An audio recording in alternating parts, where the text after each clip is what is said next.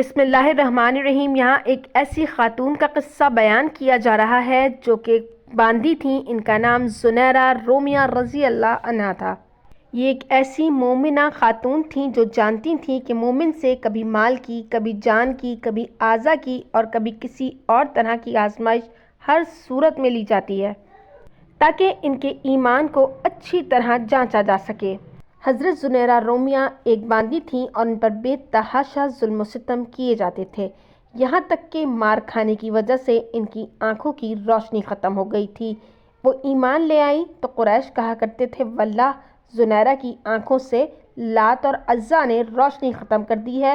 لات اور عزیٰ قریش کے بہت ہی محبوب دیوتا تھے اور قریش ایسے ہی تھے کہ وہ اپنے ہر نفع اور ضرر کو اپنے بتوں کی طرف منسوب کر دیتے تھے۔ اسلام کی نعمت سے بہرہ مند ہو کر حضرت زنیرہ رضی اللہ کہا کرتی تھیں کہ واللہ ایسا نہیں ہے، لات اور عزیٰ کو تو یہ بھی نہیں معلوم کہ ان کی عبادت کون کر رہا ہے، اور میرا رب تو میری بصارت لوٹانے پر قادر ہے۔ یہ بدبخت مشرک اپنے غلاموں کے ساتھ ایسا سلوک کرتے کہ انہیں اعمال کی فکر سے دور کر دیتے، آزادی سے محروم کر کے ذلت، عار اور رسوائی کے مقام پر لا کھڑا کرتے، انہیں جاہلیت کی بدبودار زنجیر سے باندھتے اور عناد کے بوجھ تلے قید کر دیتے۔ ایمان لانے کے بعد حضرت زنیرہ کا اعتماد ایک الگ ہی درجے کا تھا۔ وہ اپنے خالق پر بے تحاشا اعتماد کرتی کیونکہ وہ آسمانوں اور زمین کا بنانے والا تھا۔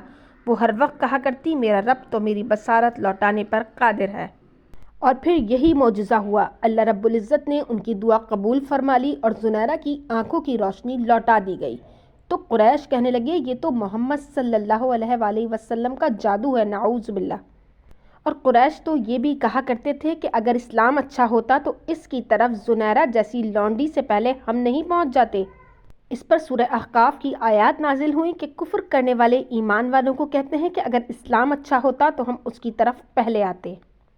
پھر صحابہ کرام رضی اللہ کو اس مظلوم صحابیہ کے بارے میں معلوم ہوا تو ابو بکر صدیق رضی اللہ ان کے مالک کے پاس گئے جو انہیں تکلیف دیتا اور مصیبتوں سے دوچار کیا کرتا تھا۔